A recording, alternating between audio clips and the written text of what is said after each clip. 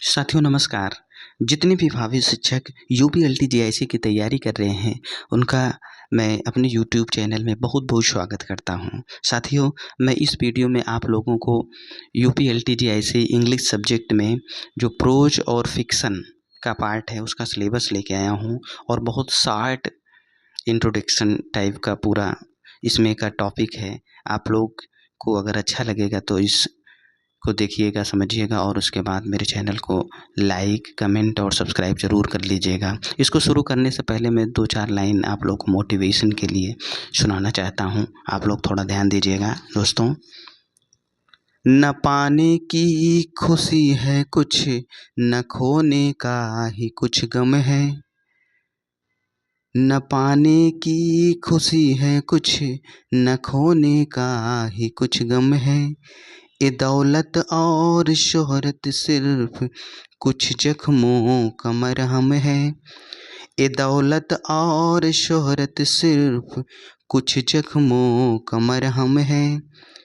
अजब सी कसम कस है रोज जीने रोज मरने में। अजब सी कसम कस है रोज जीने रोज मरने में। आप लोगों तक अगर ये लाइनें पहुंचते होंगी तो कमेंट करके ज़रूर बताइएगा। मुकम्मल जिंदगी तो है मगर पूरी से कुछ कम है। मुकम्मल जिंदगी तो है मगर पूरी से कुछ कम है। तो आइए दोस्तों, हम लोग अपने सिलेबस की ओर चलते हैं और बिना देर किए हुए अपना सिलेबस देखते हैं। इसमें दोस्तों जो पहले राइटर हैं वो फ्रांसिस बैकन हैं। फ्रांसिस बैकन का जन्म 1561 ईस्वी को हुआ था और उनकी मृत्यु 1626 ईस्वी को हो गई थी। इनकी 2 रचनाएं हैं। पहले हैं ऑफ स्टडीज़, ये 1597 ईस्वी में आती है और दूसरा है ऑफ ट्रूथ, ये 1625 ईस्वी में आता है। इसके बाद दूसरे जो राइटर हैं वो जोसेफ एडिसन हैं। इनका जन्म 1672 ईस्वी को हुआ था और मृत्यु 1719 को हुई थी। इनकी रचना है sir Roger at home Will Wimble, ये 1711 में आता है। इसके बाद अगले जो ऑथर हैं वो हैं रिचर्ड स्टील। इनका जन्म 1672 ईस्वी में हुआ था और मृत्यु 1729 ईस्वी को हो गई थी। इसके बाद अगले जो हैं वो चार्ल्स लैम हैं।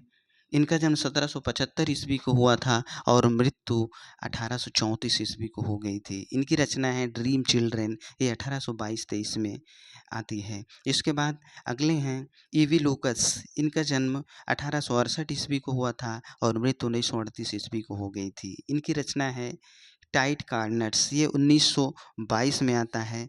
इसके बाद अगले जो राइटर हैं वो ए.जी. गार्डनर साहब हैं। इनका जन्म 1865 ईस्वी को हुआ था और मृत्यु 1946 ईस्वी को हो गई थी। इनकी रचना का नाम है इन डिफेंस ऑफ इग्नोरेंस।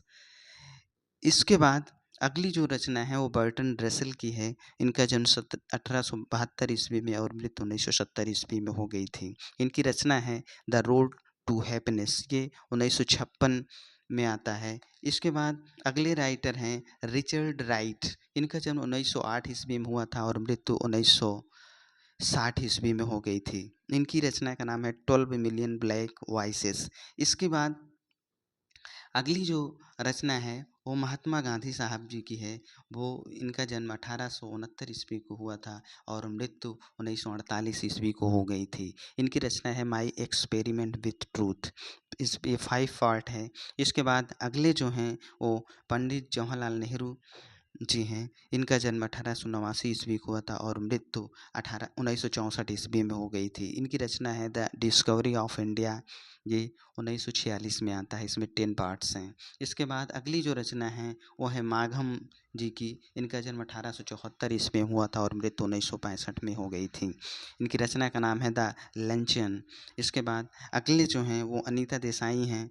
इनका जन्म 1937 ईस्वी को हुआ था और मृत्यु 2014 ईस्वी को हो गई थी और इनकी रचना है अ फेयरवेल पार्टी, ये 1978 में आता है।